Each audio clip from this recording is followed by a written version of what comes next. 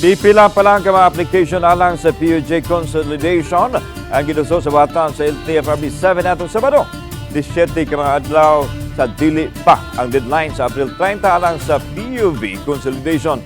Tulog kasunod-sunod nga Sabado hangtod sa April 27 able ang batan sa LTFRB aron mahatagan o kahigayunan ang mga PUJ operator nga wa pa maka-consolidate sa mga kooperatiba sa mga PUJ operator nga makaduso og application. Matod ni LTFRB-7 Regional Director Eduardo Montealto nga anaa sa 89% nga na-consolidate ang PUJ o Public Utility Jeepney dinhi sa rehiyon 7. Samtang 100% na na-consolidate ang PUV o Public Utility Vehicle. Panginaot ni Montealto nga unta di nahuwaton sa mga PUJ operators ang deadline una moduso og application. Pero ang number nila is negligible. 89% na ang ato ang PUJ nga nag-consolidate.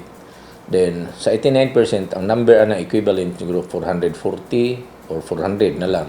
Estimate na ko nga 400. Basi katunga ra gyud ana ang tinuod nga number nga maoy wala nag-consolidate kay bisan og kini atong mga kaubanan nga sa amo anang 89 no. Sila sa atong mga uban nga operators nga transport sector pod nga usapon sa mga nagtan-aw ang ilang estimate ato pa ning kuno atong December is 95% na daw ang na-consolidate kay makita magid nila sa tanang ruta consolidated man gyud. Samtang sa Eastern Visayas ana sa 96% ang nag-consolidate matod sa LTFRB Region A.